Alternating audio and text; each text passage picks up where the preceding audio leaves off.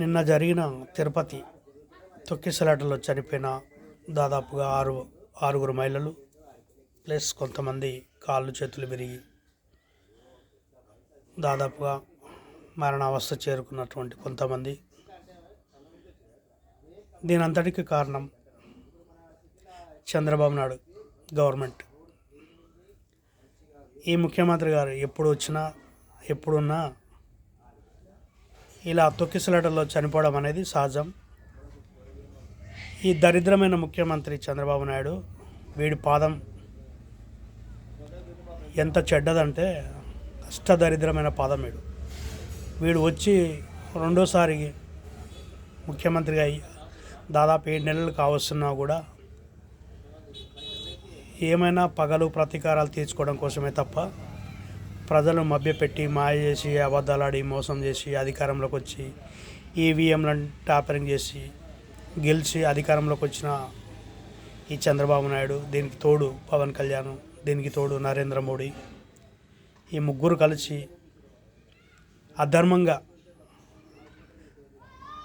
అధర్మంగా అధికారంలోకి వచ్చిన వాళ్ళు. వీళ్ళు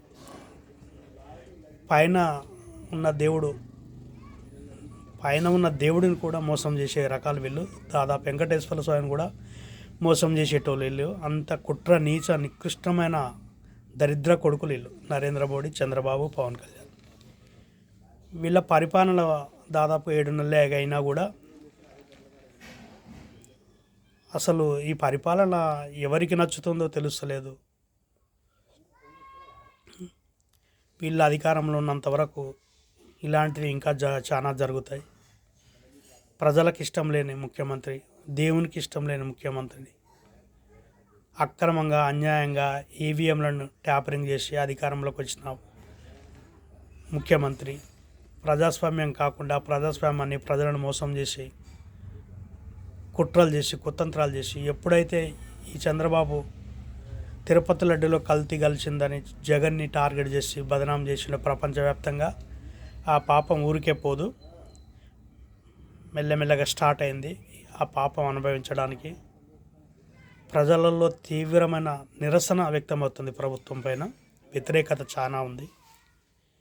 మరి 6 నెలలకి ఇలా ఉంటే మరి ముందు ఇంకా 4 సంవత్సరాలు, దాదాపు 4.5 సంవత్సరాలు ఎలా ఉంటుందో మనం ఊహించుకోవచ్చు. వీళ్ళకు ప్రజలకు ఇస్తున్న హామీలు ఒక్కటి కూడా నెరవేర్చలేదు. వీళ్ళ కుట్ర కుతంత్రాలు రాజకీయాలు తప్ప ప్రజల కోసం ఏమి చెయ్యలేరు. ఏది జరిగినా అధికారంలో మీరుండి జగన్ని టార్గెట్ చేస్తారు. ఎక్కడో ఒక గేమ్ చేంజర్ చిన్నపాటి ఫంక్షన్ తిరుపతి అక్కడ ఆంధ్రలో జరిగితే అక్కడ యాక్సిడెంట్లో చనిపోతే దానికి జగనే కారణం అంటారు.